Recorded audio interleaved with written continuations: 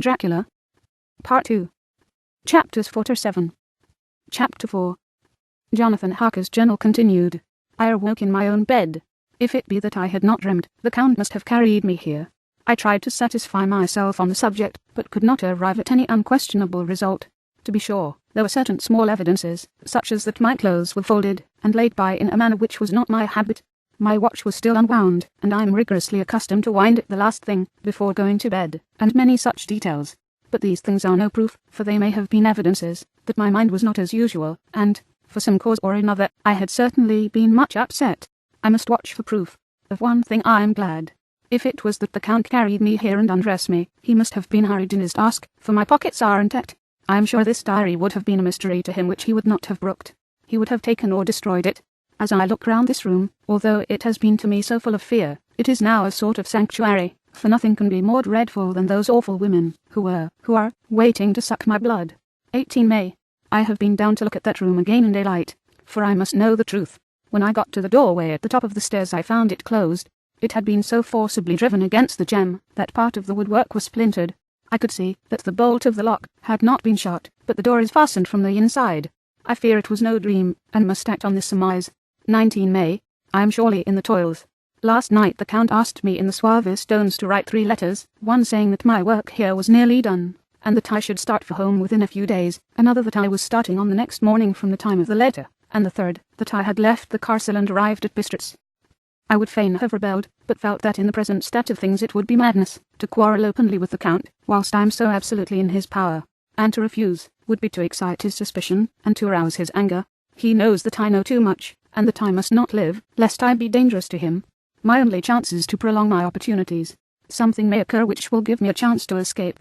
Saw in his eyes something of that gathering wrath which was manifest when he hurled that fair woman from him.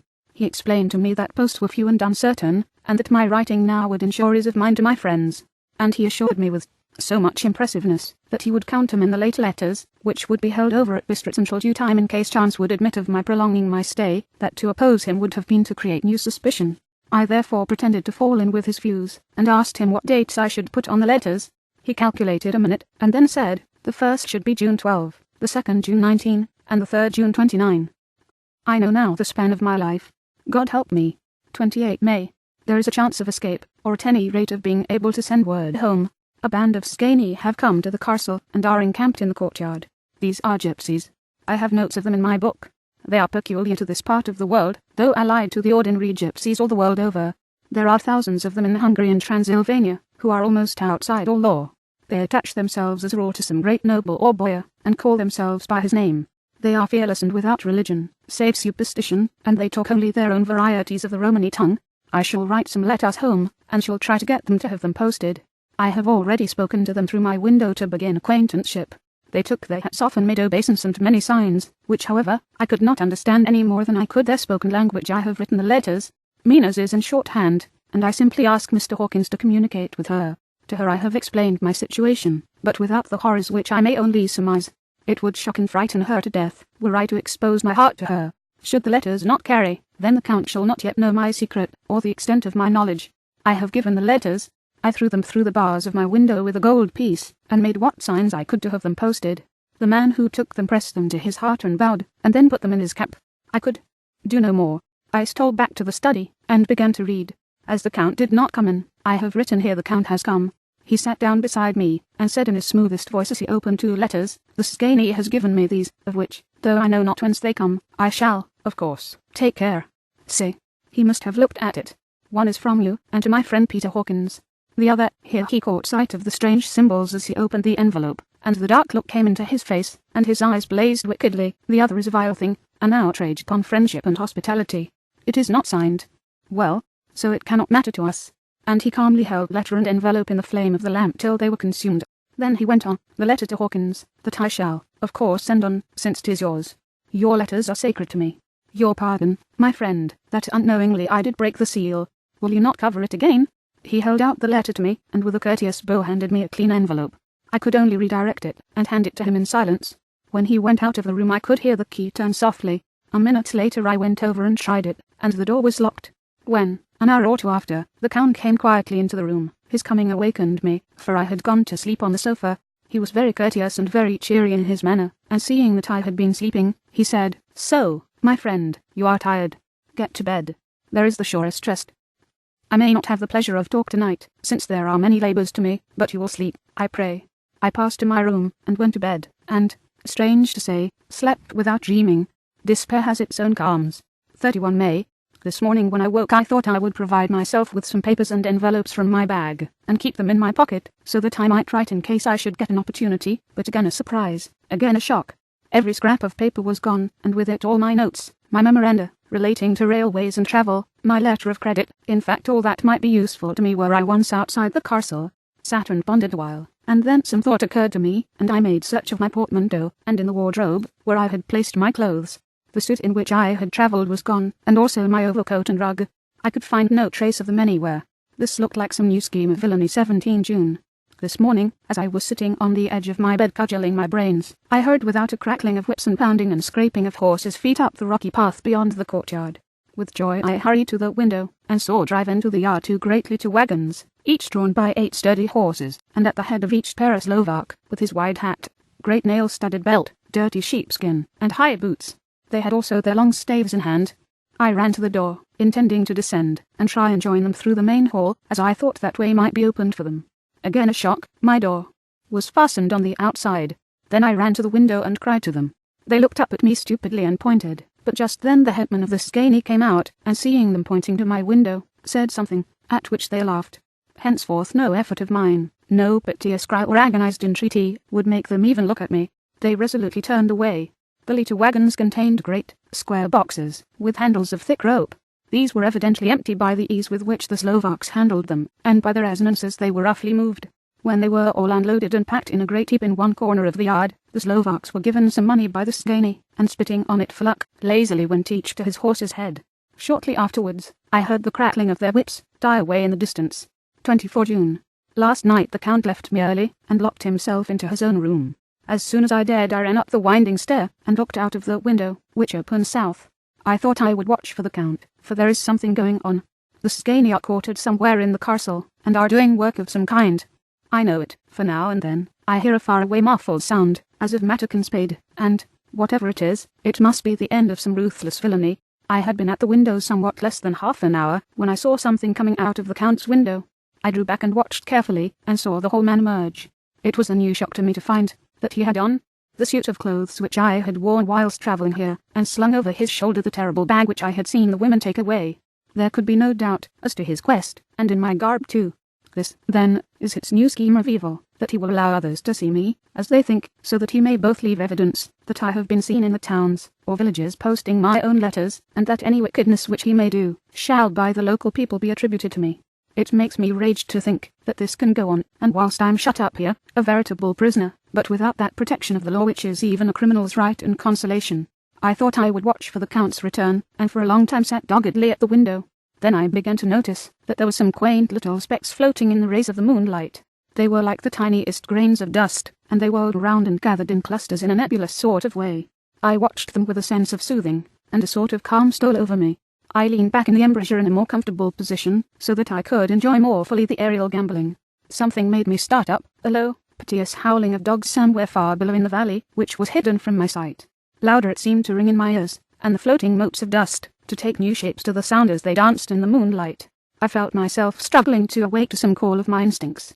Nay, my very soul was struggling, and my half-remembered sensibilities were free ebooks at planetebook.com, striving to answer the call. I was becoming hypnotized. Quicker and quicker danced the dust. The moonbeams seemed to quiver as they went by me into the mass of gloom beyond. More and more they gathered till they seemed to take dim phantom shapes. And then I started, broad awake and in full possession of my senses, and ran screaming from the place. The phantom shapes, which were becoming gradually materialized from the moonbeams, were those 3 ghostly women to whom I was doomed. I fled, and felt somewhat safer in my own room, where there was no moonlight, and where the lamp was burning brightly. When a couple of hours had passed I heard something stirring in the Count's room, something like a sharp wail quickly suppressed. And then there was silence, deep, awful silence, which chilled me. With a beating heart, I tried the door, but I was locked in my prison, and could do nothing. Sat down and simply cried. As I sat I heard a sound in the courtyard without, the agonized cry of a woman. I rushed to the window, and throwing it up, peered between the bars. There, indeed, was a woman with dishevelled hair, holding her hands over her heart as one distressed with running. She was leaning against the corner of the gateway. When she saw my face at the window she threw herself forward, and shouted in a voice laden with menace, "Monster, give me my child!" She threw herself on her knees, and raising up her hands, cried the same words in tones which wrung my heart. Then she tore her hair and beat her breast, and abandoned herself to all the violences of extravagant emotion. Finally, she threw herself forward, and though I could not see her, I could hear the beating of her naked hands against the door. Somewhere high overhead, probably on the tower, I heard the voice of the Count calling in his harsh, metallic whisper. His call seemed to be answered from far and wide by the howling of wolves. Before many minutes had passed a pack of them poured, like a pent-up dam when liberated, through the wide entrance into the courtyard. There was no cry from the woman, and the howling of the wolves was but short. Before long they streamed away singly, licking their lips. I could not pity her, for I knew now what had become of her child, and she was better dead. What shall I do? What can I do? How can I escape from this dreadful thing of night, gloom, and fear? 25 June. No man knows still he has suffered from the night how sweet and dear to his heart and either morning can be. When the sun grew so high this morning that it struck the top of the great gateway opposite my window, the high spot which it touched seemed to me as if the dove from the ark had lighted there. My fear fell from me, as if it had been a vaporous garment which dissolved in the warmth. I must take action of some sort, whilst the courage of the day is upon me. Last night one of my post-dated letters went to post, the first of that fatal series which is to blot out the very traces of my existence from the earth. Let me not think of it. Action. It has always been at night time that I have been molested or threatened, or in some way in danger or in fear. I have not yet seen the Count in the daylight. Can it be that he sleeps when others wake, that he may be awake whilst they sleep? If I could only get into his room. But there is no possible way. The door is always locked, no way for me. Yes, there is a way, if one dares to take it. Where his body has gone, why may not another body go? I have seen him myself crawl from his window. Why should not I imitate him, and go in by his window? The chances are desperate, but my need is more desperate still. I shall risk it. At the worst it can only be death, and a man's death is not a calf's, and the dreaded hereafter may still be open to me. God help me in my task. Goodbye, Mina, if I fail. Goodbye, my faithful friend and second father. Goodbye, all, and last of all Mina. Same day, later. I have made the effort, and God helping me, have come safely back to this room. I must put down every detail in order. I went whilst my courage was fresh straight to the window on the south side, and at once got outside on this side. The stones are big and roughly cut, and the mortar has by process of time been washed away between them. I took off my boots, and ventured out on the desperate way. I looked down once, so as to make sure that a sudden glimpse of the awful depth would not overcome me, but after that kept my eyes away from it. I know pretty well the direction and distance of the Count's window, and made for it as well as I could, having regard to the opera Dracula. Opportunities available. I did not feel dizzy, suppose I was too excited, and the time seemed ridiculously short till I found myself standing on the window's sill and trying to raise up the sash. I was filled with agitation, however, when I bent down and slid feet foremost in through the window. Then I looked around for the Count, but with surprise and gladness, made a discovery. The room was empty. It was barely furnished with odd things, which seemed to have never been used. The furniture was something the same style as that in the south rooms, and was covered with dust. I looked for the key, but it was not in the lock, and I could not find it anywhere.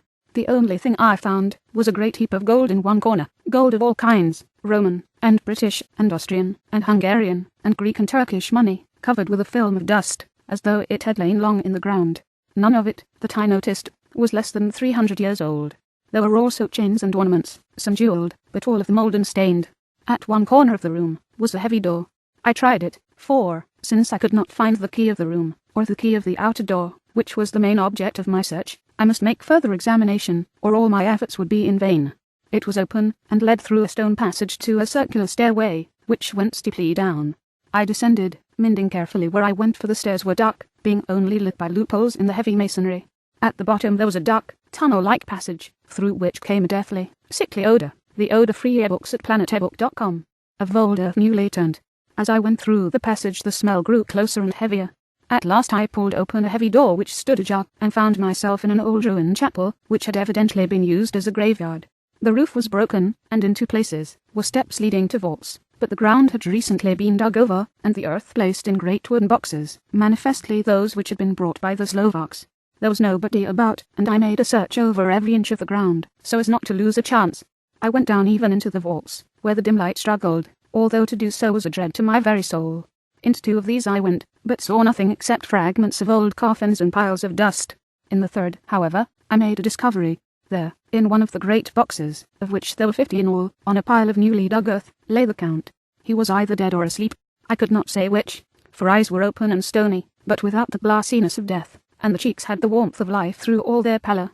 The lips were as red as ever, but there was no sign of movement, no pulse, no breath, no beating of the heart. I bent over him, and tried to find any sign of life, but in vain. He could not have lain there long, for the earthy smell would have passed away in a few hours. By the side of the box was its cover, pierced with holes here and there. I thought he might have the keys on him, but when I went to search I saw the dead eyes, and in them, dead though they were, such a look of hate, though unconscious of me or my presence, that I fled from the place, and leaving the Count's room by the window, crawled again up the castle wall. Regaining my room, I threw myself panting upon the bed and tried to think. 29 June. Today is the date of my last letter, and the Count has taken steps to prove that it was genuine, for again I saw him leave the castle by the same window, and in my clothes. As he went down the wall, lizard fashion, I wished I had a gun or some lethal weapon, that I might destroy him, but I feared that no weapon wrought along by man's hand would have any effect on him. I dared not wait to see him return, for I feared to see those wed sisters. I came back to the library, and read there till I fell asleep. I was awakened by the Count, who looked at me as grimly as a man could look as he said, "Tomorrow, my friend, we must part. You return to your beautiful England, I to some work which may have such an end, that we may never meet. Your letter home has been dispatched. Tomorrow I shall not be here, but all shall be ready for your journey. In the morning comes Sgani, who have some labours of their own here, and also come some Slovaks. When they have gone, my carriage shall come for you, and shall bear you to the Borgo Pass, to meet the diligence from Bukovina to Bistritz. But I'm in hopes that I shall see more of you at Castle Dracula." Suspected him, and determined to test his sincerity. Sincerity. It seems like a profanation of the word, to write it in connection with such a monster, so I asked him point blank, "Why may I not go tonight?" "Because, dear sir, my coachman and horses are away on a mission. But I would walk with pleasure. I want to get away at once." He smiled, such a soft, smooth, diabolical smile, that I knew there was some trick behind his smoothness. He said, "And your baggage?" "I do not care about it. I can send for it some other time." The Count stood up, and said, with a sweet courtesy which made me rub my eyes, it seemed so real, "You English have a saying which is close to my heart, for its spirit is that which rules our boyars. Welcome the coming, speed the parting guest. Come with me, my dear young friend.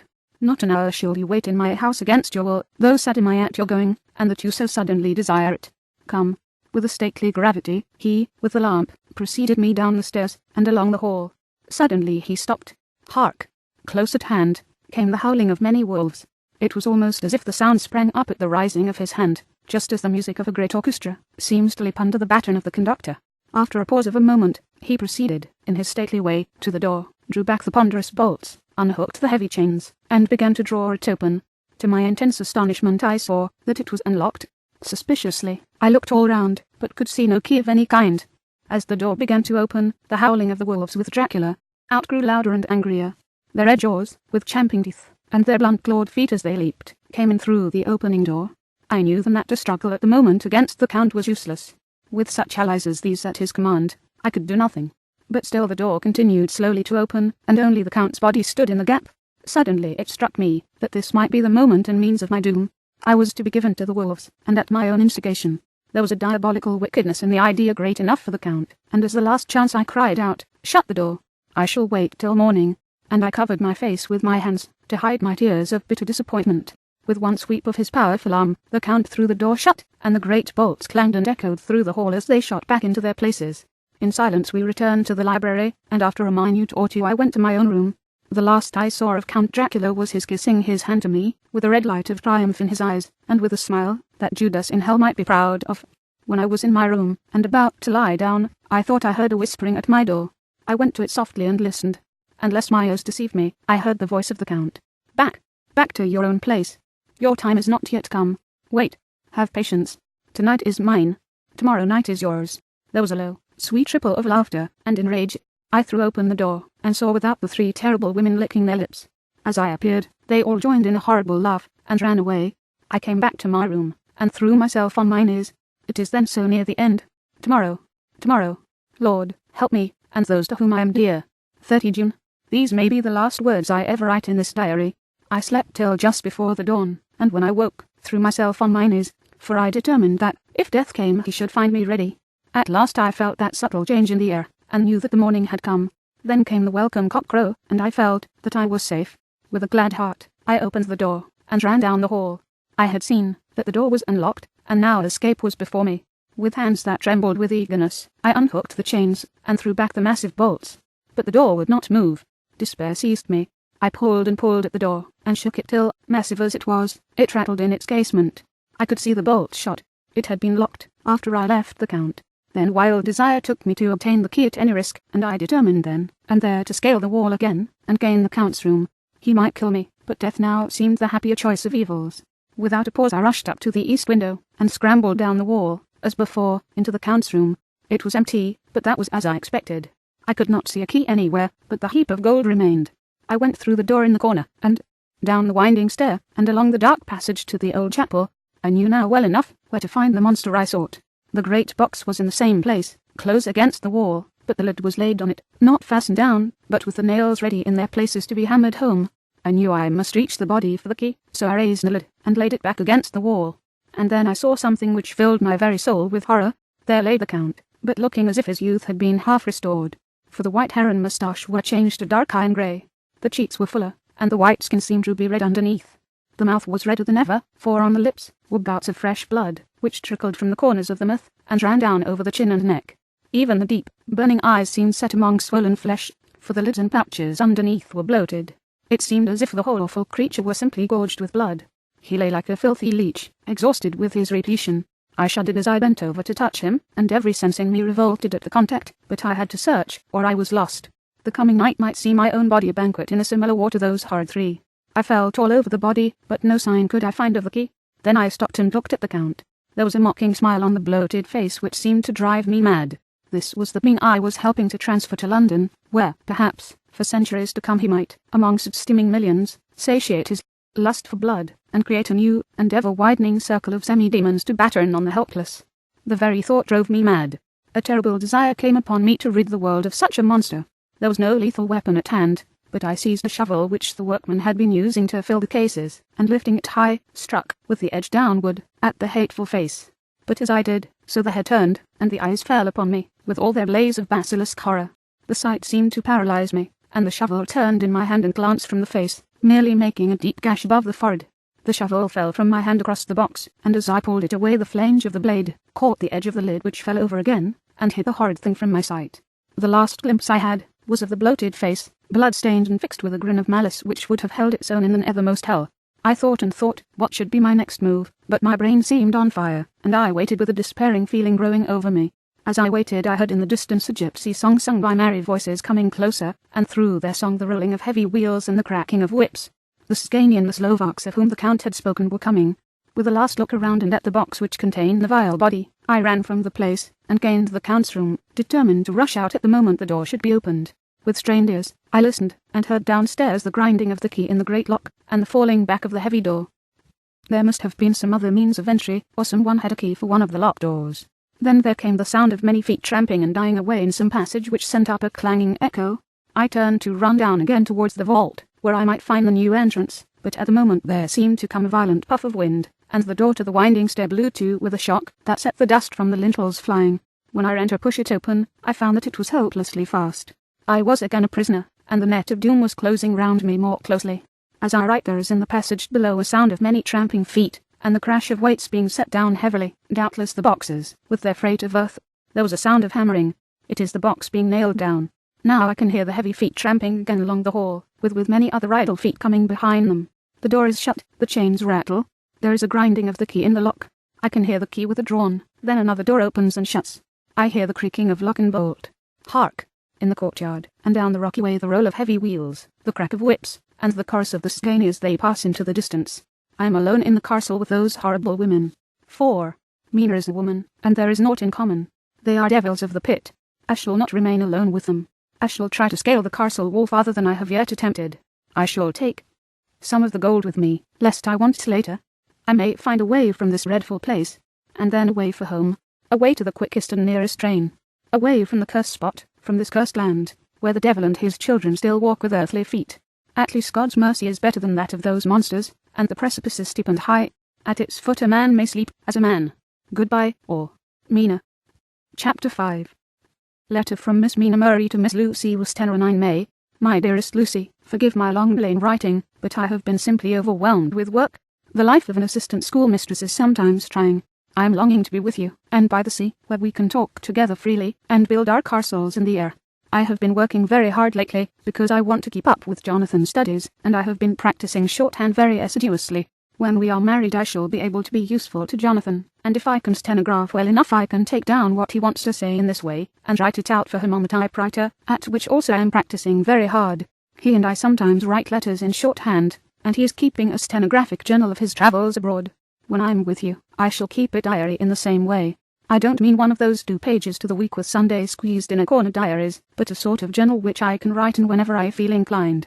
I do not suppose there will be much of interest to other people, but it is not intended for them. I may show it to Jonathan some day, if there is in it anything worth sharing. But it is really an exercise book. I shall try to do what I see lady journalists do, interviewing and writing descriptions and trying to remember conversations. I am told that, with a little practice, one can remember all that goes on, or that one hears said during a day. However, we shall see. I will tell you of my little plans when we meet. I have just had a few hurried lines from Jonathan from Transylvania. He is well, and will be returning in about a week. I am longing to hear all its news. It must be nice to see strange countries. I wonder if Jonathan and I, shall ever see them together. There is the 10 o'clock bell ringing. Goodbye. Your loving Mina. Tell me all the news when you write. You have not told me anything for a long time. I hear rumours, and especially of a tall, handsome, curly-haired man. Letter. Lucy Westenra to Mina Murray 17, Chatham Street, Wednesday. My dearest Mina, I must say you tax me very unfairly with being a bad correspondent. I wrote you twice since we parted, and your last letter was only your second. Besides, I have nothing to tell you. There is really nothing to interest you. Town is very pleasant just now, and we go a great deal to picture galleries, and for walks and rides in the park. As to the tall, curly-haired man, suppose it was the one who was with me at the last pop. Someone has evidently been telling tales. That was Mr. Holmwood. He often comes to see us, and he and Mama get on very well together. They have so many things to talk about in common. We met some time ago a man that would just do for you, if you were not already engaged to Jonathan. He is an excellent parti, being handsome, well off, and of good birth.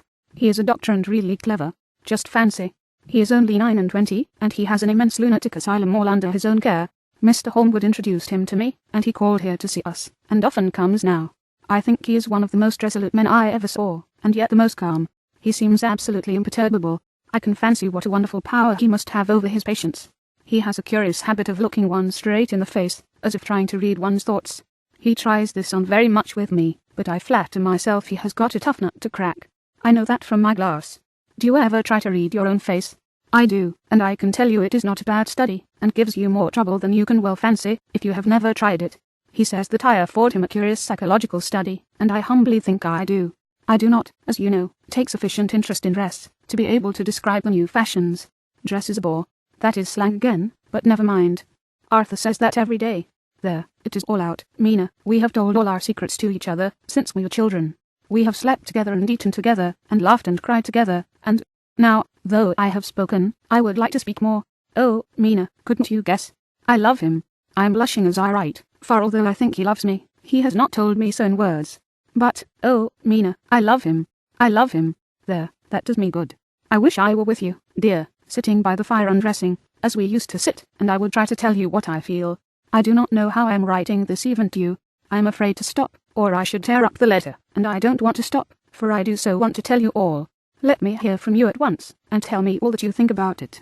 Mina, pray for my happiness. Lucy. P.S. I need not tell you this is a secret. Good night again. L. Letter. Lucy Westenra to Mina Murray 24 May. My dearest Mina, thanks, and thanks, and thanks again for your sweet letter. It was so nice to be able to tell you, and to have your sympathy. My dear, it never rains but it pours.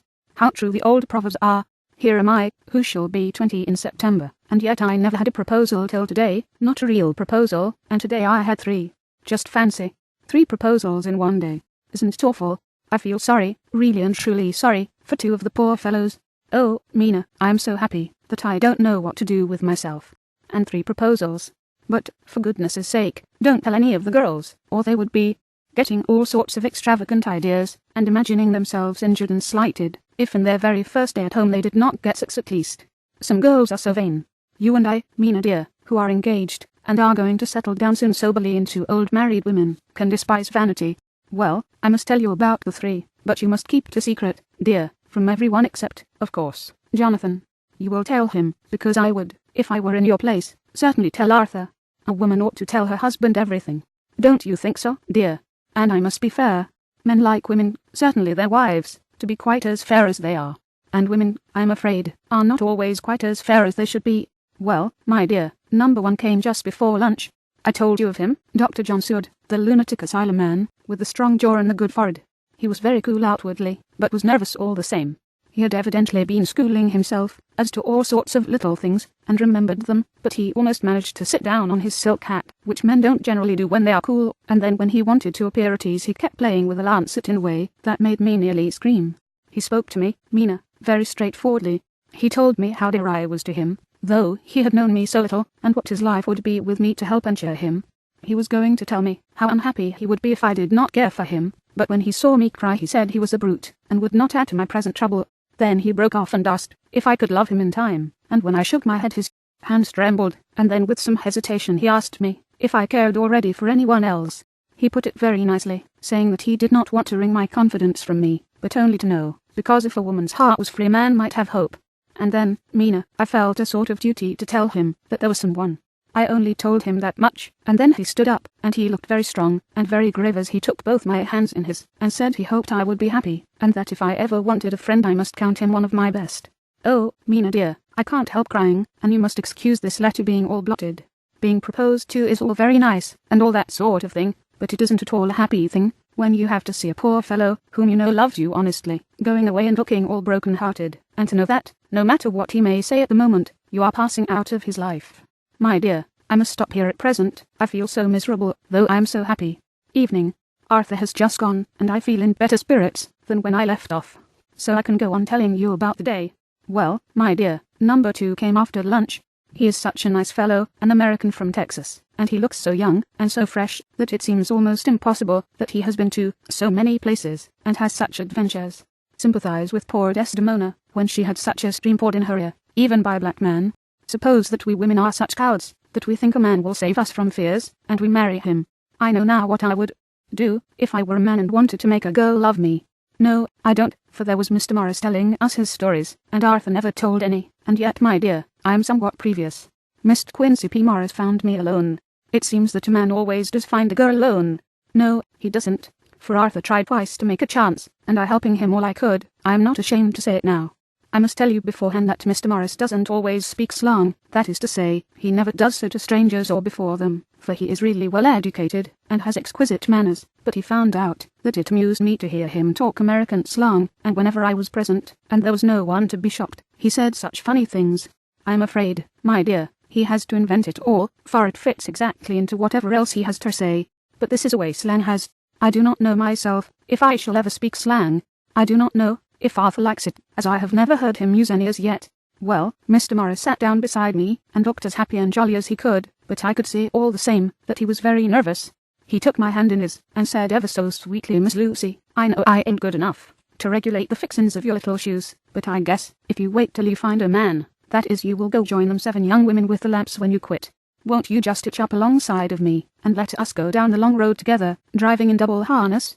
Well, he did look so good-humoured, and so jolly, that it didn't seem half so hard to refuse him as it did poor Dr. Seward. So I said, as lightly as I could, that I did not know anything of hitching, and that I wasn't broken to harness at all yet. Then he said that he had spoken in a light manner, and he hoped that, if he had made a mistake in doing so on so grave, so momentous an occasion for him, I would forgive him. He really did look serious when he was saying it, and I couldn't help feeling a sort of exultation that he was number 2 in one day. And then, my dear, before I could say a word he began pouring out a perfect torrent of love-making, laying his very heart and soul at my feet. He looked so earnest over it that I shall never again think that a man must be playful always, and never earnest, because he is merry at times. Suppose he saw something in my face which checked him, for he suddenly stopped, and said with a sort of manly fervour that I could have loved him for, if I had been free. Lucy, you are an honest-hearted girl, I know. I should not be here speaking to you as I am now if I did not believe you clean grit, right through to the very depths of your soul. Tell me, like one good fellow to another, is there anyone else that you care for? And if there is, I'll never trouble you a hair's breadth again, but will be, if you will let me, a very faithful friend. My dear Mina, why are men so noble when we women are so little worthy of them?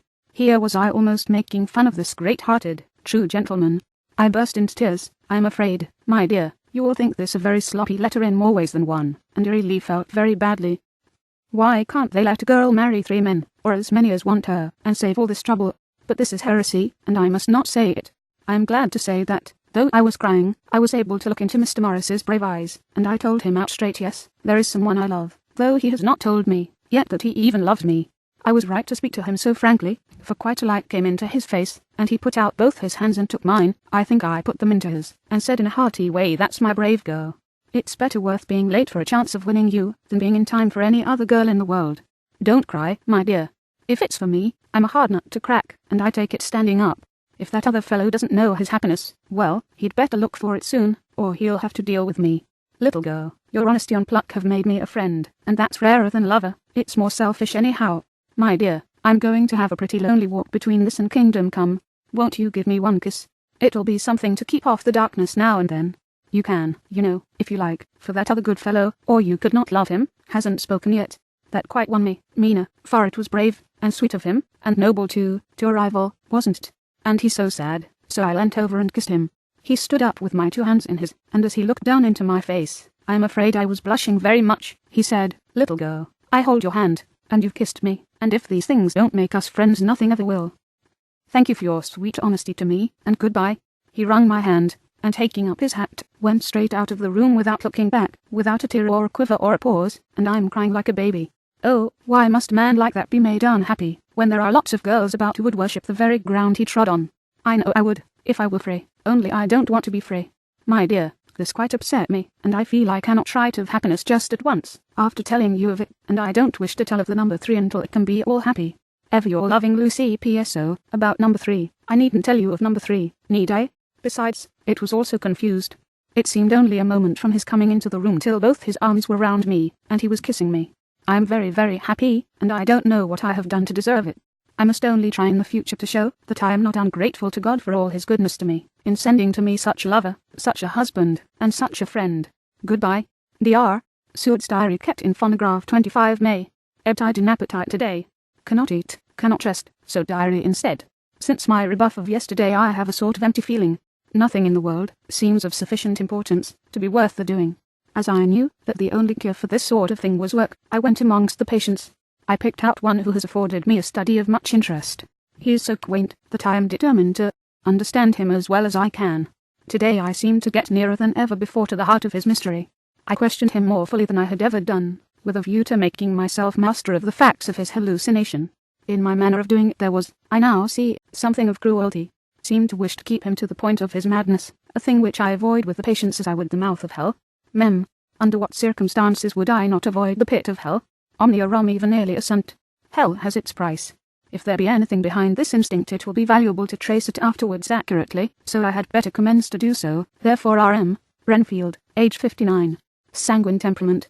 Great physical strength, morbidly excitable, periods of gloom, ending in some fixed idea which I cannot make out. I presume that the sanguine temperament itself, and the disturbing influence end in a mentally accomplished finish, a possibly dangerous man, probably dangerous if unselfish. In selfish men caution is as secure an armour for their foes as for themselves. What I think of on this point is, when self is the fixed point the centripetal force is balanced with the centrifugal. When duty, a cause, etc., is the fixed point, the latter force is paramount, and only accident or a series of accidents can balance it. Letter, Quincy P. Morris to Hon. Arthur Holmwood 25 May. My dear Art. We've told yarns by the campfire in the prairies, and dressed one another's wounds, after trying a landing at the Marquises, and drunk healths on the shore of Titicaca. There are more yarns to be told, and other wounds to be healed, and another health to be drunk. Won't you let this be at my campfire tomorrow night? I have no hesitation in asking you, as I know a certain laddie is engaged to a certain dinner party, and that you are free. There will only be one other, our old pal at the career, Jacques Seward.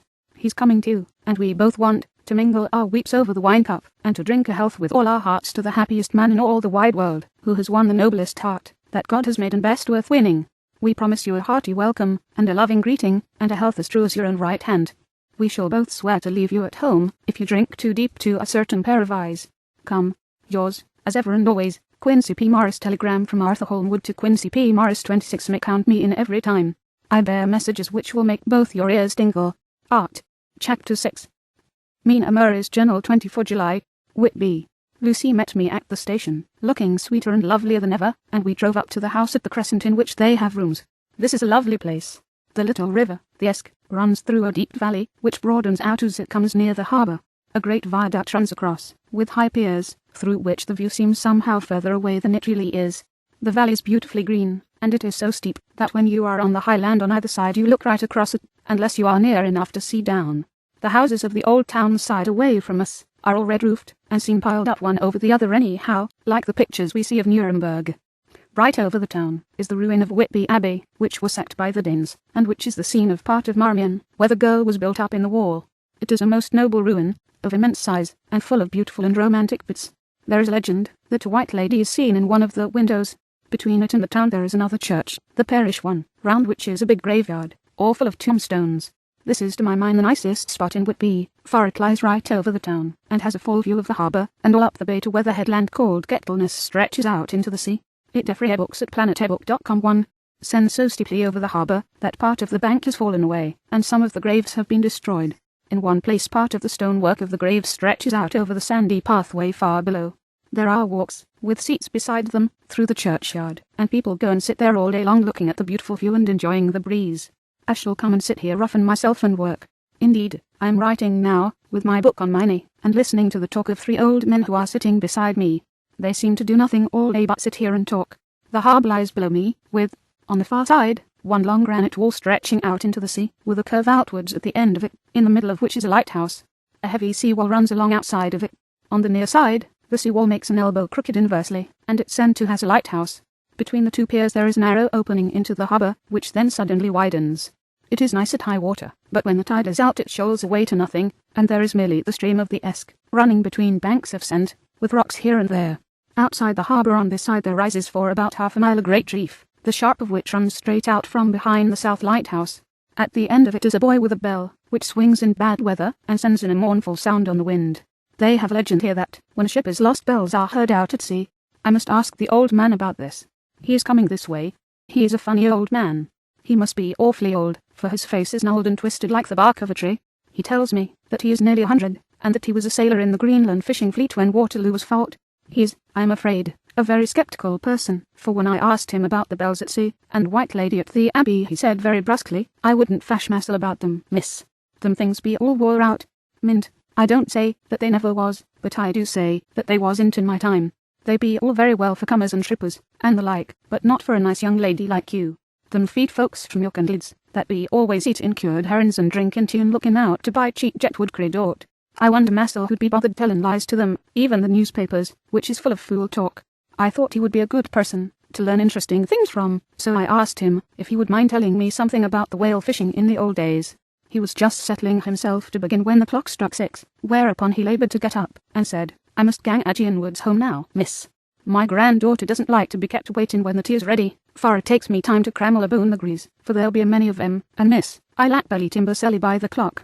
He hobbled away, and I could see him hurrying, as well as he could, down the steps. The steps are a great feature on the place. They lead from the town to the church. There are hundreds of them, I do not know how many, and they wind up in a delicate curve. The slope is so gentle that a horse could easily walk up and down them. I think they must originally have had something to do with the abbey. I shall go home too. Lucy went out, visiting with her mother, and as they were only duty calls, I did not go. 1 August. I came up here an hour ago with Lucy, and we had a most interesting talk with my old friend, and the 2 others who always come and join him. He is evidently the Sir Oracle of them, and I should think, must have been in his time a most dictatorial person. He will not admit anything, and downfaces everybody. If he can't out-argue them, he bullies them, and then takes their silence for agreement with his views. Lucy was looking sweetly pretty in her white lawn frock. She has got a beautiful colour, since she has been here. I noticed that the old men did not lose any time in coming and sitting near her when we sat down. She is so sweet with old people, I think they all fell in love with her on the spot. Even my old man succumbed, and did not contradict her, but gave me double share instead. I got him on the subject of the legends, and he went off at once into a sort of sermon. I must try to remember it, and put it down. It be all fool talk, lock, stock, and barrel, that's what it be and naught else. These bands and wafts and boghosts, and bargists and burgles and all anent them is only fit ter set bairns and dizzy women abelderin. They be note but blebs. They, and all grims and signs and warnings, be all invented by parsons and Ilsenberg bodies and railway doubters to scare and scunner halflins, and to get folks to do something that they don't other incline to. It makes me eyeful to think of them. Why, it's them that, not content with printing lies on paper, and preach in them out of pulpits, does want to be cut in them on the tombstones. Look here all around you in whate'er you will. All them steens, holding up their heads as well as they can out of their pride, as a cant, simply tumbling down with the weight of the lies wrote on them. Here lies the body all sacred to the memory, wrote on all of them, and yet in nigh half of them there being no bodies at all, and the memories of them being cared a pinch of snuff about, much less sacred. Lies all of them, nothing but lies of one kind or another. My gog, but it'll be a queer scowdiment the day of judgment, when they come tumbling up in their death socks, all duped together, and trying to drag their tombstones with them to prove how good they was, some of them trembling and dithering, with their hands, that doesn't slippery from lying in the sea, that they can't even keep their grip o' them. I could see from the old fellow's self-satisfied air, and the way in which he looked round for the approval of his cronies, that he was showing off, so I put in a word to keep him going. "Oh, Mr. Swales, you can't be serious. Surely these tombstones are not all wrong. Yablins. There may be a poorish few not wrong, saving where they make out the people too good, for there'll be folk that do think a barnbow'll be like the sea, if only it be their own. The whole thing be only lies. Now look you here. You come here a stranger, and you see this Kirkdith." I nodded, for I thought it better to assent, though I did not quite understand his dialect. I knew it had something to do with the church. He went on, "And you can't say that all these steens be a boon folk that be haped here, snod and snog." I assented again. "Then that be just where the lie comes in. Why, there be scores of these labels that be tomb as old duns back a box on Friday night." He nudged one of his companions, and they all laughed. "And, my gog, how could they be otherwise? Look at that one, the aftest abaft the beer bank, read it." I went over and read, "Edward Spencer, Master Mariner, murdered by pirates off the coast of Andres, April, 1854, aged 30. When I came back Mr. Swales went on, who brought him home, I wonder, to hap him here. Murdered off the coast of Andres. And you constated his body lay under. Why, I could name ye a dozen whose bones lie in the Greenland seas above." He pointed northwards, or where the currents may have drifted them. "There be the steens around ye. Ye can, with your young eyes, read the small print of the lies from here. This Braithwaite Lowery, I knew his father, lost in the lively off Greenland in 20, or Andrew Woodhouse, drowned in the same seas in 1777, or John Paxton, drowned off Cape Farewell a year later, or old John Rawlings, whose grandfather sailed with me, drowned in the Gulf of Finland in 50. Do ye think that all these men will have to make a rush to Whitby when the trumpet sounds? I have me anthems about it. I tell ye that, when they got here they'd be jumbling and jostling one another, that way that it 'ud be like a fight up on the ice in the old days, when we'd be at one another from daylight to dark, and trying to tie up our cuts by the aurora borealis." This was evidently local pleasantry, for the old man cackled over it, and his cronies joined in with gusto. "But," said, "surely you are not quite correct, for you start on the assumption that all the poor people, or their spirits, will have to take their tombstones with them on the day of judgment. Do you think that will be really necessary? Well, what else be they tombstones for? Answer me that, miss. To please their relatives, suppose. To please their relatives, you suppose." This he said with intense scorn. "How will it pleasure their relatives to know that lies is wrote over them, and that everybody in the place knows that they be lies?" He pointed to a stone at our feet which had been logged down as a slab, on which the seat was rested, close to the edge of the cliff. "Read the lies on that rough stone," he said. The letters were upside down to me from where I sat, but Lucy was more opposite to them, so she leant over and read. "Sacred to the memory of George Cannon, who died, in the hope of a glorious resurrection, on July the 29th, 1873, falling from the rocks at Kettleness. This tomb was erected by his sorrowing mother to her dearly beloved son. He was the only son of his mother, and she was a widow. Really, Mr. Swales, I don't see anything very funny in that." She spoke her comment very gravely and somewhat severely. "Ye don't see aught funny. Ha ha. But that's because ye don't go on the sorrow when mother was a hellcat that hated him, because he was a crooked, a regular amateur he was, and he hated her, so that he committed suicide in order that she mightn't get an insurance she put on his life. He blew nigh the top of his head off with an old musket that they had for scaring crows with. 'Twarn't for crows then, for it brought the clicks and the dopes to him. That's the way he fell off the rocks. And, as to hopes of a glorious resurrection, I've often heard him say Massel that he hoped he'd go to hell, for his mother was so pious that she'd be sure to go to heaven, and he didn't want to eddle where she was. Now isn't that Steen at any rate," he hammered it with his stick as he spoke, "a pack of lies, and won't make Gabriel Keckle when Geordie comes panting up the grease with the tombstone balanced on his hump, and asks to be took as evidence." I did not know what to say, but Lucy turned the conversation as she said, rising up, "Oh, why did you tell us of this? It is my favourite seat, and I cannot leave it, and now I find I must go on sitting over the grave of a suicide. That won't harm ye, my pretty, and it may make poor Geordie gladsome to have so trim a lass sit in on his lap. That won't hurt ye. Why, I've sat here off and on for nigh 20 years past, and it hasn't done me no harm. Don't ye fash about them as lies under ye, or that east'n lie there either. It'll be time for ye to be getting scarked, when ye see the tombstones all run away with, and the place as bare as a stubble field. There's the clock, and I must gang. My service to ye, ladies. And off he hobbled. Lucy and I sat a while, and it was all so beautiful before us, that we took hands as we sat, and she told me all over again about Arthur and their coming marriage. That made me just a little heartsick, for I haven't heard from Jonathan for a whole month. The same day, I came up here alone, for I am very sad. There was no letter for me.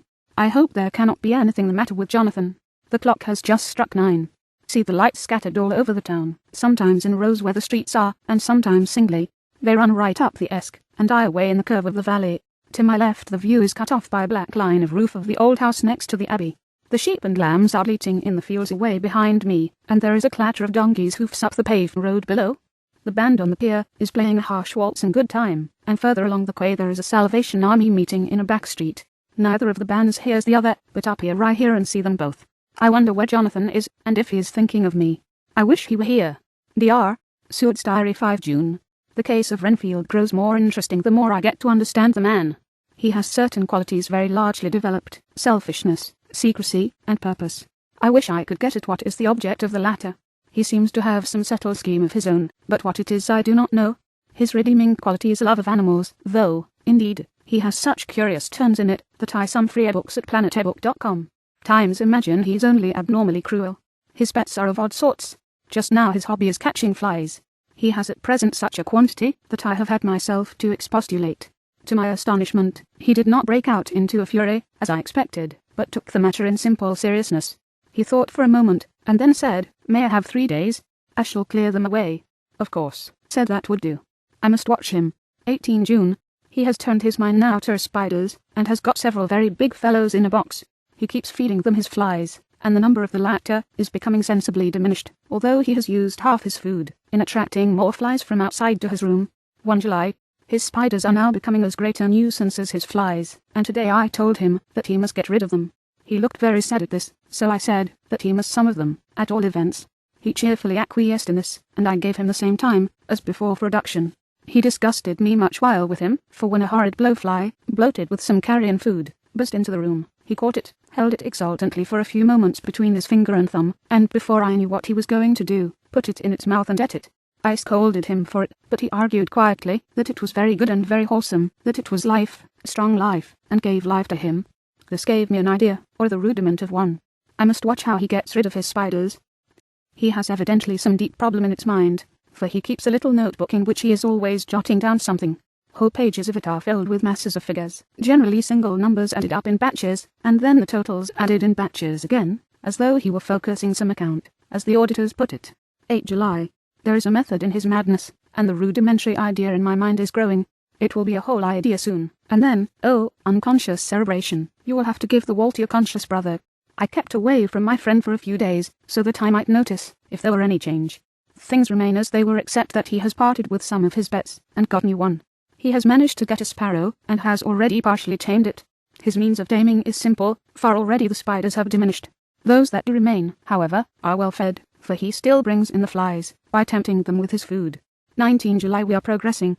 My friend has now a whole colony of sparrows, and his flies and spiders are almost obliterated. When I came in he ran to me, and said he wanted to ask me a great favour, a very, very great favour, and as he spoke, he fawned on me like a dog. I asked him what it was, and he said, with a sort of rapture in his voice and bearing, "A kitten, a nice, little, slick playful kitten, that I can play with, and teach, and feed, and feed, and feed." I was not unprepared for this request, for I had noticed how his pets went on increasing in size and vivacity, but I did not care that his pretty family of tame sparrows should be wiped out in the same manner as the flies and spiders. So I said I would see about it, and asked him if he would not rather have a cat than a kitten. His eagerness betrayed him as he answered, "Oh, yes, I would like a cat. I only asked for a kitten lest you should refuse me a cat. No one would refuse me a kitten, would they?" I shook my head, and said that at present I feared it would not be possible, but that I would see about it. His face fell, and I could see a warning of danger in it, for there was a sudden fierce, sidelong look which meant killing. The man is an undeveloped homicidal maniac. I shall test him with his present craving, and see how it will work out, then I shall know more. 10 p.m. I have visited him again, and found him sitting in a corner brooding. When I came in he threw himself on its knees before me, and implored me to let him have a cat, that his salvation depended upon it. I was firm, however, and told him that he could not have it, whereupon he went without a word, and sat down, gnawing his fingers, in the corner where I had found him. I shall see him in the morning early. 20 July. Visited Renfield very early, before attendant went his rounds. Found him up and humming a tune. He was spreading out his sugar, which he had saved, in the window, and was manifestly beginning his fly-catching again, and beginning cheerfully, and with a good grace. I looked around for his birds, and not seeing them, asked him where they were. He replied, without turning round, that they had all flown away. There were a few feathers about the room, and on his pillow a drop of blood. Said nothing, but went and told the keeper to report to me, if there were anything odd about him during the day. 11 a.m. The attendant has just been to see me to say that Renfield has been very sick, and has disgorged a whole lot of feathers. My belief is, doctor, he said, that he has eaten his birds, and that he just took and ate them raw. 11 p.m. I gave Renfield a strong opiate tonight, enough to make even him sleep, and took away his pocket-book to look at it. The thought that has been buzzing about my brain lately is complete, and the theory proved. My homicidal maniac is of a peculiar kind. I shall have to invent a new classification for him, and call him a zoophagous life-eating maniac. What he desires is to absorb as many lives as he can, and he has laid himself out to achieve it in a cumulative way. He gave many flies to one spider, and many spiders to one bird, and then wanted a cat to eat the many birds. What would have been his later steps? It would almost be worth while to complete the experiment. It might be done, if there were only a sufficient cause. Men sneered at vivisection, and yet look at its results today. Why not advance science in its most difficult and vital aspect, the knowledge of the brain? Had I even the secret of one such mind, did I hold the key to the fancy of even one lunatic, I might advance my own branch of science to a pitch compared with which Bird and Freer books at planetebook.com 10. Sanderson's physiology or Ferrier's brain knowledge would be as nothing. If only there were a sufficient cause. I must not think too much of this, or I may be tempted. A good cause might turn the scale with me, for may not I to be of an exceptional brain, congenitally? How well the man reasoned.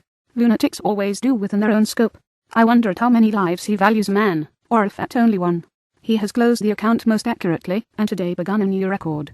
How many of us begin a new record with each day of our lives? To me it seems only yesterday that my whole life ended with my new hope, and that truly I began a new record. So it shall be until the great recorder sums me up, and closes my ledger account with a balance to profit or loss.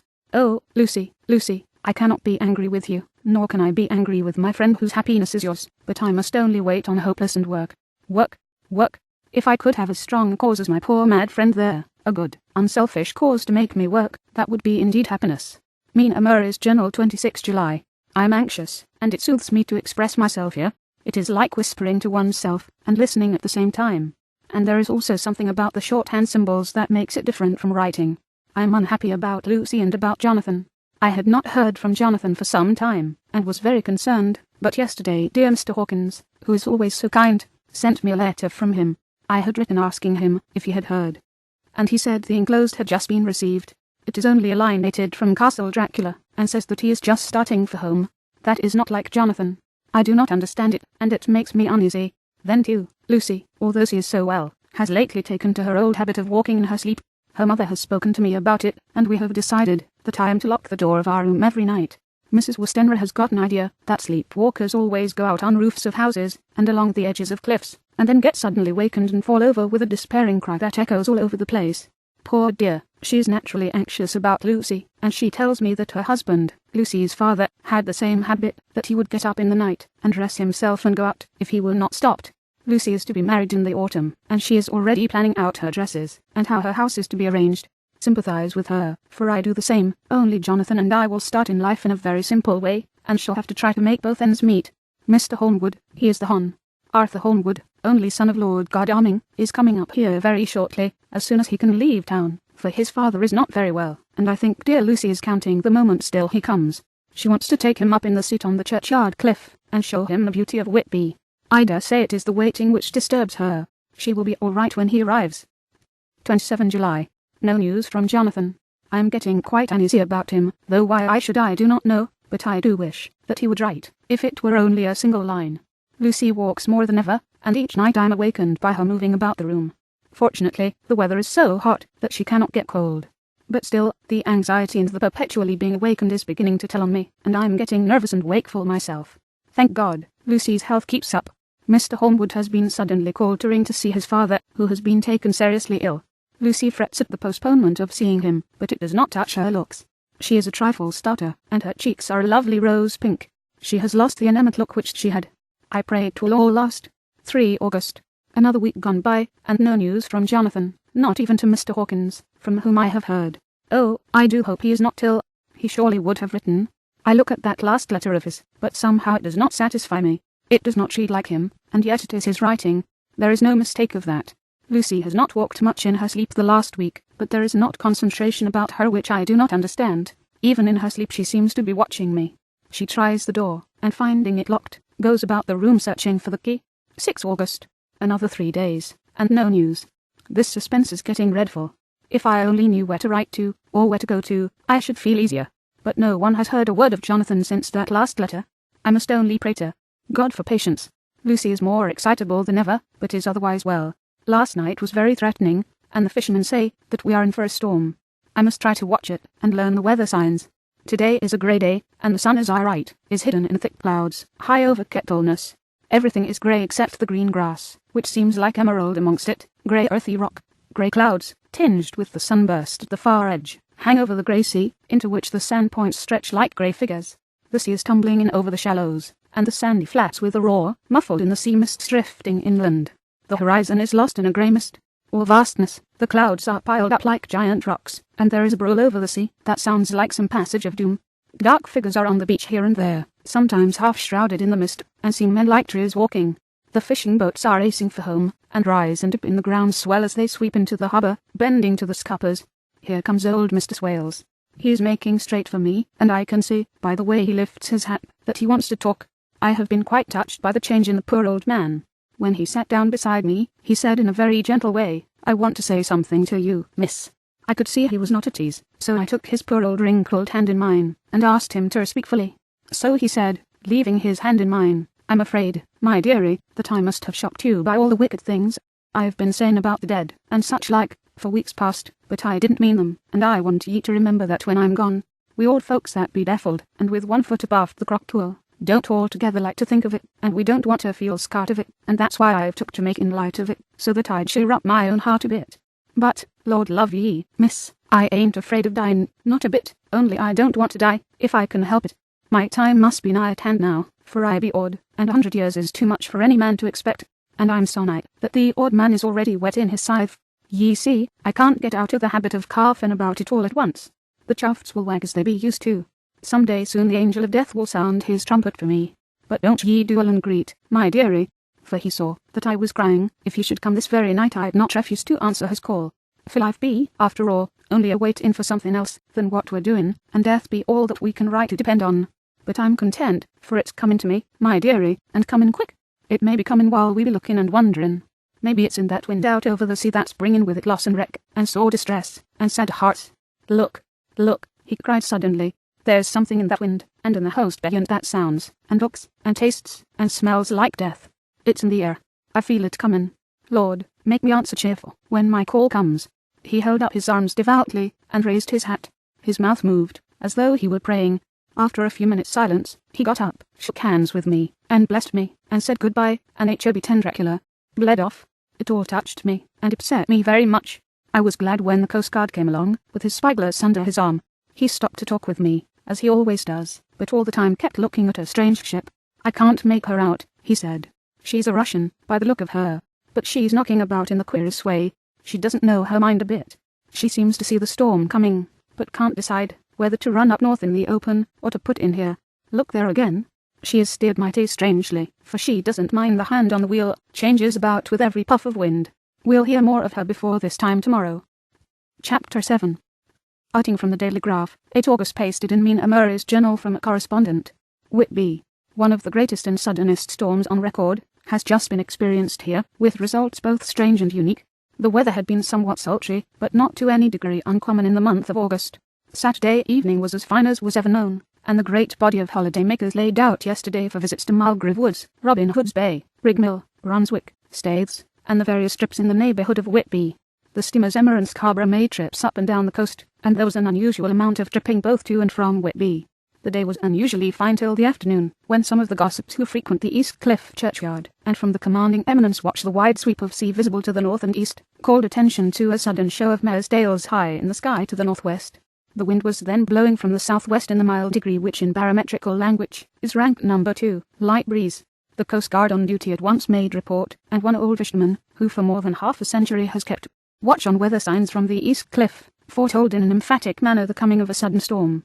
The approach of sunset was so very beautiful, so grand in its masses of splendidly coloured clouds, that there was quite an assemblage on the walk along the cliff and the old churchyard to enjoy the beauty. Before the sun dipped below the black mass of Kettleness, standing boldly athwart the western sky, its downward way was marked by myriad clouds of every sunset colour, flame, purple, pink, green, violet, and all the tints of gold, with here and there masses not large, but of seemingly absolute blackness, in all sorts of shapes, as well outlined as colossal silhouettes. The experience was not lost on the painters, and doubtless some of the sketches of the prelude to the great storm will grace the R.A.&R.I. walls in May next. More than one captain made up his mind then, and there that his cob or his mule, as they term the different classes of boats, would remain in the harbour till the storm had passed. The wind fell away entirely during the evening, and at midnight there was a dead calm, a sultry heat, and that prevailing intensity which, on the approach of thunder, affects persons of a sensitive nature. There were but few lights in sight at sea, for even the coasting steamers, which usually hug the shore so closely, kept well to seaward, and but few fishing boats were in sight. The only sail noticeable was a foreign schooner with all sails set, which was seemingly going westwards. The foolhardiness or ignorance of her officers was a prolific theme for comment, whilst she remained in sight, and efforts were free books at planetairbook.com 111 made to signal her to reduce sail in the face of her danger.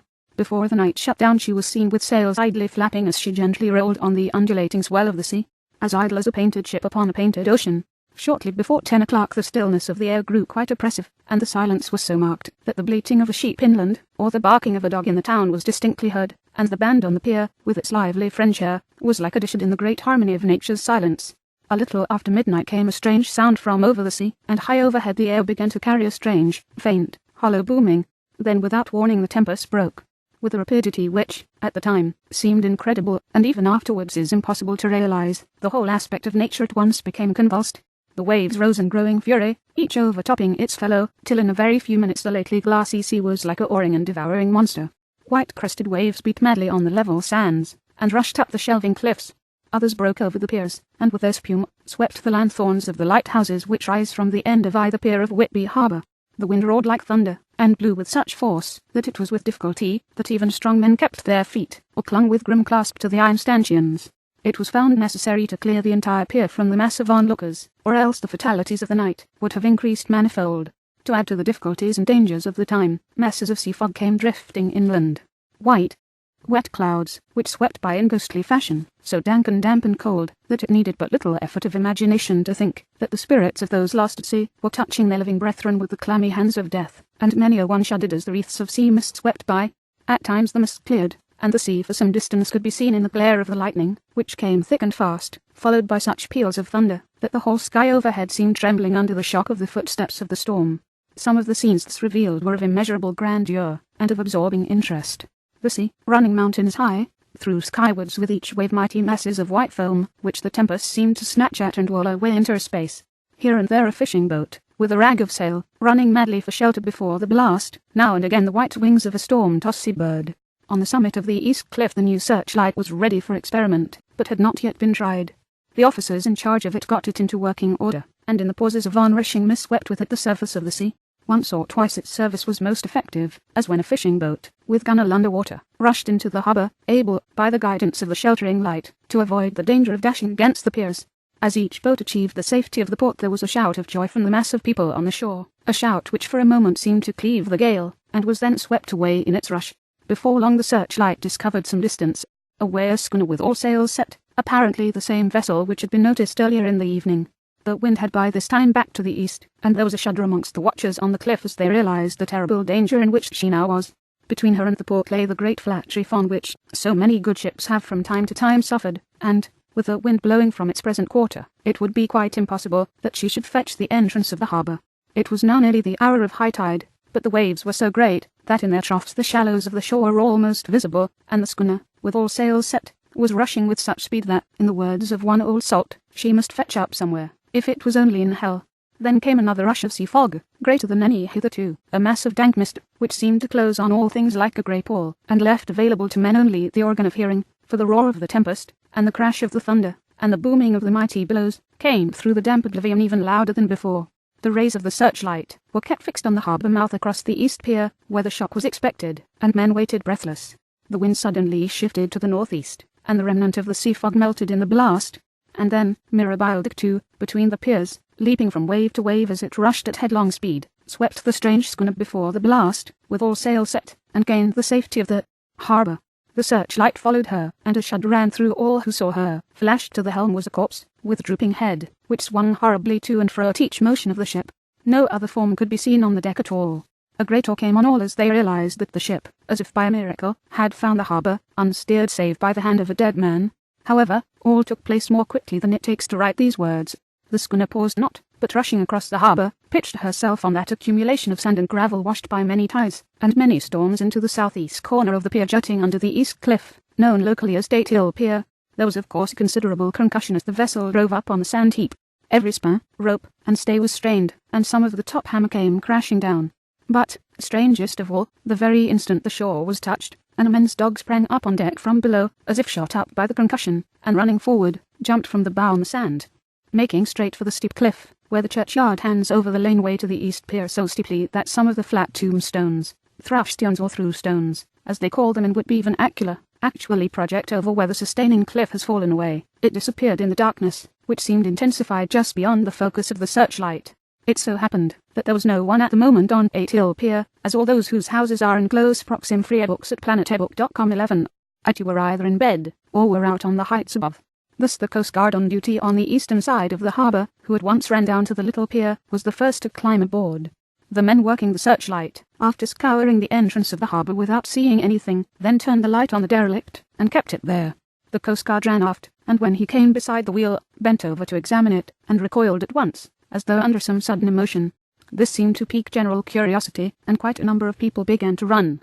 It is a good way round from the west cliff by the drawbridge to Date Hill Pier, but your correspondent is a fairly good runner, and came well ahead of the crowd. When I arrived, however, I found already assembled on the pier a crowd, whom the Coast Guard and police refused to allow to come on board. By the courtesy of the chief boatman, I was, as your correspondent, permitted to climb on deck, and was one of a small group who saw the dead seaman, whilst actually lashed to the wheel. It was no wonder that the Coast Guard were surprised, or even awed, for not often can such a sight have been seen. The man was simply fastened by his hands, tied one over the other, to a spoke of the wheel. Between the inner hand and the wood was a crucifix, the set of beads on which it was fastened being around both wrists and wheel, and all kept fast by the binding cords. The poor fellow may have been seated at one time, but the flapping and buffeting of the sails had worked through the rudder of the wheel, and had dragged him to and fro, so that the cords with which he was tied had cut the flesh to the bone.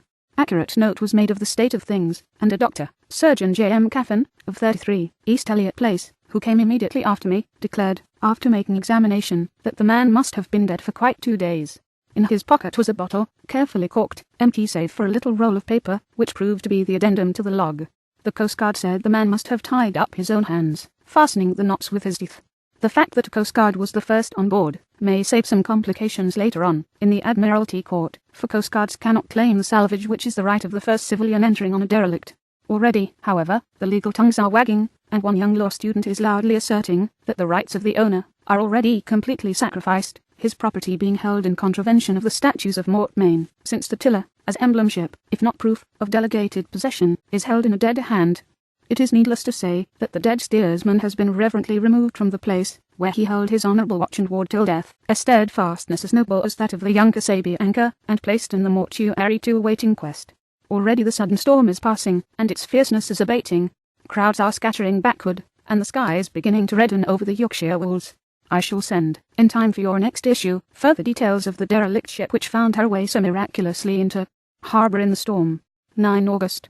The sequel to the strange arrival of the derelict in the storm last night is almost more startling than the thing itself. It turns out that the schooner is Russian from Varna, and is called the Demeter. She is almost entirely in ballast of silver sand, with only a small amount of cargo, a number of great wooden boxes filled with mould. This cargo was consigned to Whitby solicitor, Mr. S.F. Billington, of 7, the Crescent, who this morning went aboard, and took formal possession of the goods consigned to him. The Russian consul too, acting for the charter party, took formal possession of the ship, and paid all harbour dues, etc. Nothing is talked about here today except the strange coincidence. The officials of the Board of Trade have been most exacting in seeing that every compliance has been made with existing regulations. As the matter is to be a 9 days' wonder, they are evidently determined that there shall be no cause of other complaint. A good deal of interest was abroad concerning the dog which landed when the ship struck, and more than a few of the members of the SPCA, which is very strong in Whitby, have tried to befriend the animal. To the general disappointment, however, it was not to be found. It seems to have disappeared entirely from the town. It may be that it was frightened, and made its way onto the moors, where it is still hiding in terror.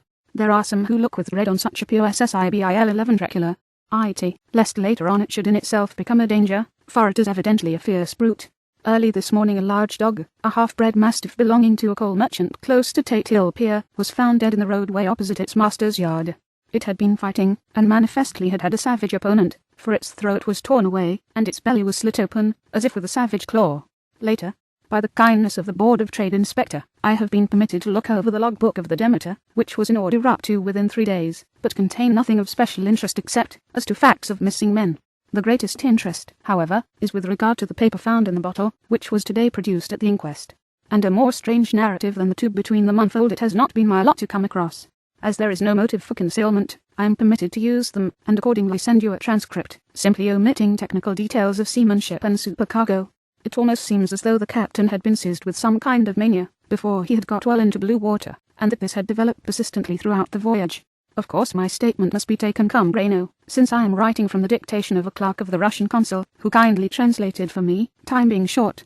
Log of the Demeter of Honor to Whitby written 18 July. Things so strange happening, that I shall keep accurate note henceforth till we land. On 6 July we finished taking in cargo, silver sand and boxes of earth. At noon set sail. East wind, fresh. Crew, 5 hands 2 mates, cook, and myself, captain. On 11 July at dawn entered the Bosphorus. Boarded by Turkish customs officers. Backshish. All correct. Underway at 4 p.m. On 12 July through Dardanelles. More customs officers, and flag boat of guarding squadron. Backshish again. Work of officers thorough, but quick. Want us off soon. At dark passed into archipelago. On 13 July past Cape Martapan. Crew dissatisfied about something. Seemed scared, but would not speak out. On 14 July was somewhat anxious about crew. Men all steady fellows, who sailed with me before. Mate could not make out what was wrong. They only told him there was something, and crossed themselves. Mate lost temper with one of them that day and struck him. Expected fierce quarrel, but all was quiet. On 16 July mate reported in the morning that one of the crew, Petrovsky, was missing. Could not account for it. Took larboard watch 8 bells last night, was relieved by Amramov, but did not go to bunk. Men more downcast than ever. All said they expected something of the kind, but would not say more than there was something aboard. Mate getting very impatient with them. Feared some trouble ahead. On 17 July, yesterday, one of the men, Olgarin, came to my cabin, and in an awestruck way confided to me that he thought there was a strange man aboard the ship. He said that in his watch he had been sheltering behind the DECK-10 Dracula house, as there was a rainstorm, when he saw a tall, thin man, who was not like any of the crew, come up the companion-way, and go along the deck forward and disappear. He followed cautiously, but when he got to bows found no one, and the hatchways were all closed. He was in a panic of superstitious fear, and I am afraid the panic may spread. To allay it, I shall today search the entire ship carefully from stem to stern. Later in the day I got together the whole crew, and told them, as they evidently thought there was someone in the ship, we would search from stem to stern. First mate angry, said it was folly, and to yield to such foolish ideas would demoralize the men, said he would engage to keep them out of trouble with the handspike. I let him take the helm, while the rest began a thorough search, all keeping abreast, with lanterns. We left no corner unsearched. As there were only the big wooden boxes, there were no odd corners, where a man could hide. Men much relieved when search over, and went back to work cheerfully. First mate scowled, but said nothing. 22 July. Rough weather last 3 days, and all hands busy with sails, no time to be frightened. Men seem to have forgotten their dread. Made cheerful again, and all on good terms. Praised men for work in bad weather. Past Gibraltar and out through Straits. All well. 24 July. There seems some doom over this ship. Already a hand short, and entering the Bay of Biscay with wild weather ahead, and yet last night another man lost, disappeared. Like the first, he came off his watch, and was not seen again. Men all in a panic of fear, sent around robin, asking to have double watch, as they fear to be alone. Mate angry. Fear there will be some trouble, as either he or the men will do some violence. 28 July. 4 days in hell, knocking about in a sort of maelstrom, and the wind a tempest. No sleep for anyone. Men all worn out. Hardly know how to set a watch, since no one fit to go on. Second mate volunteered to steer and watch, and let men snatch a few hours sleep. Wind abating, seas still terrific, but feel them less, as ship is steadier. 29 July. Another tragedy. Had single watch tonight, as crew too tired to double. When morning watch came on deck could find no one except steersman. Raised outcry, and all came on deck. Thorough search, but no one found. Are now without second mate, and crew in a panic. Mate and I agreed to go armed henceforth, and wait for any sign of cause. 30 July. Last night. Rejoiced we are nearing England. Weather fine, all sails set. Retired worn out, slept soundly, awakened by mate telling me that both man of watch and steersman missing. Only self and mate and 2 hands left to work ship. 1 August. 2 days of fog, and not a sail sighted. Had hoped when in the English Channel to be able to signal for help or get in somewhere. Not having power to work sails, have to run before wind. Dare not lower, as could not trace them again. We seem to be drifting to some terrible doom. Mate now more demoralized than either of men. His stronger nature seems to have worked inwardly against himself. Men are beyond fear, working stolidly and patiently, with minds made up to worst. They are Russian, he Romanian. 2 August, midnight. Woke up from few minutes sleep by hearing a cry, seemingly outside my port. Could see nothing in fog. Rushed on deck, and ran against mate. Tells me he heard cry and ran, but no sign of man on watch. 1 more gun. Lord, help us. Mate says we must be past Straits of Dover, as in a moment of fog lifting he saw north foreland, just as he heard the man cry out. If so we are now off in the North Sea, and only God can guide us in the fog, which seems to move with us, and God seems to have deserted us. 3 August. At midnight I went to relieve the man at the wheel, and when I got to it found no one there. The wind was steady, and as we ran before it there was no yawing. I dared not leave it, so shouted for the mate. After a few seconds, he rushed up on deck in his flannels. He looked wild-eyed and haggard, and I greatly fear his reason has given way. He came close to me and whispered hoarsely, with his mouth to my ear, as though fearing the very air might hear. It is here. I know it now. On the watch last night I saw it, like a man, tall and thin, and ghastly pale. It was in the bows, and looking out. I crept behind it, and gave it my knife, but the knife went through it, empty as the air. And as he spoke he took the knife, and drove it savagely into space. Then he went on, but it is here, and I'll find it. It is in the hold, perhaps in one of those boxes. I'll unscrew them one by one and see. You work the helm. And with a warning look and his finger on his lip, he went below.